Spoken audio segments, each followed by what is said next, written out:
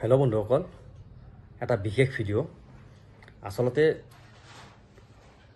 আমাৰ এতিয়া বৰ্তমান অসমত কি চলি আছে? ন্যায়। আমাৰ অসমত জুবিনদাৰ হত্যাকাৰীৰ ন্যায় লাগে। তেনেস্থলত কালি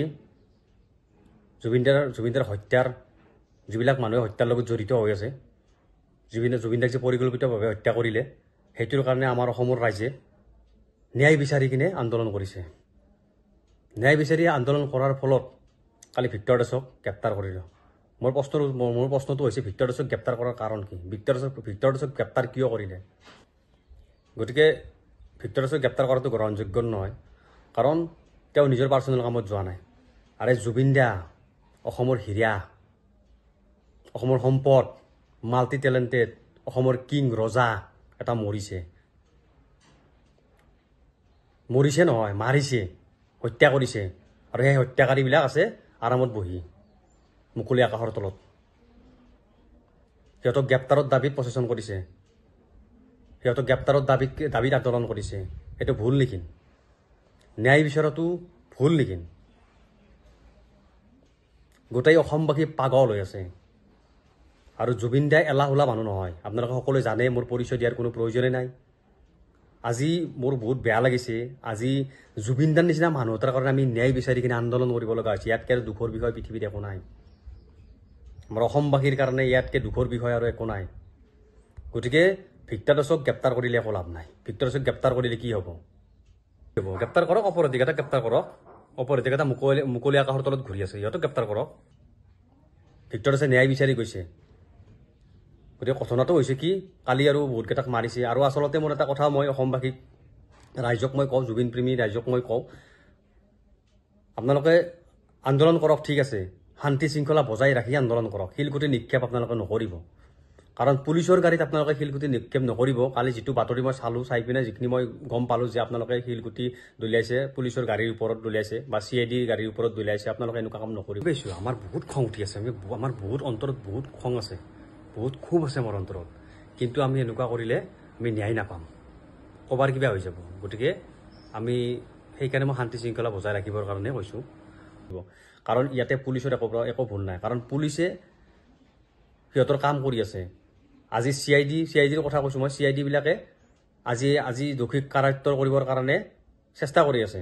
যিবিলাক দোষী হয় সেইবিলাকে যিবিলাক দোষী হয় সেইবিলাকক ধৰিবৰ কাৰণে চেষ্টা কৰি আছে। যাৰা হয়তো মানে দোষীক মানে ধৰিবৰ কাৰণে সক্ষম হৈছে। আল্টিমেটলি শেখৰক ধৰিলে। এতিয়া আৰু আছে সিদ্ধাৰ্থ শৰ্মা, আৰু সিদ্ধাৰ্থ শৰ্মা বুলি নহয়, সিদ্ধাৰ্থ শৰ্মা, শ্যামকান্ত মহন্ত বুলি নহয়, আৰু বহুত কেইজন আছে। আচলতে মই চৰকাৰলৈ এটা ৰিকুৱেষ্ট, জুবিনদাৰ লগত যিমান ৰিলেটেড মানুহ আছে, মানে ধৰক তাতে যোৱা, ছিংগাপুৰত যোৱা যিমান মানুহ আছে, গোটেইকেইটাক উঠাব লাগে।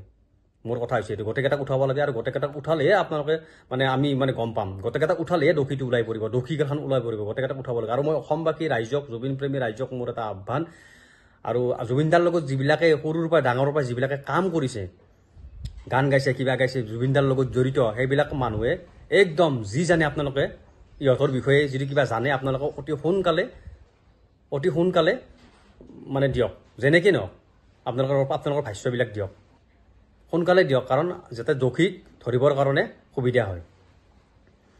গতিকে আচলতে আজি আমাৰ জনতাই আচলতে কি, এটা কথা মই কওঁ, জনতাই আচলতে ক্ষোভত থাকিবই। জনতাই ক্ষোভত থাকিব। আমাৰ অসমবাসী ৰাইজ, জুবিন প্ৰেমী ৰাইজে ক্ষোভত থাকিবই, এইটো 100% কথা।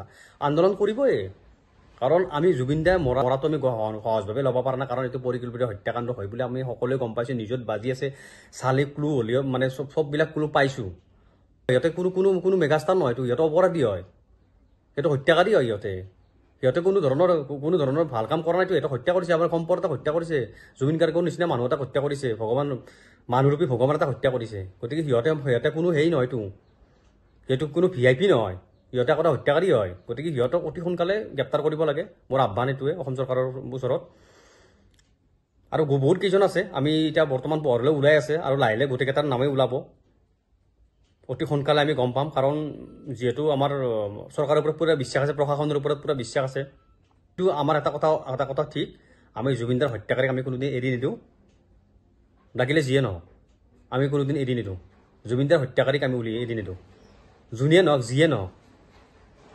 গতিকে মোৰ অসম চৰকাৰলৈ তথা প্ৰশাসনলৈ তথা আমাৰ অসমৰ মুখ্যমন্ত্ৰী ডক্টৰ হিমন্ত বিশ্ব শৰ্মা ছাৰলৈ বিনম্ৰ অনুৰোধ, আৰু মোৰ এইখিনি বিশ্বাসো আছে ছাৰে যাতে সোনকালে দোষীকেইটাক কৰায়ত্ব কৰে। জয় আই অসম, জয় জুবিন দা।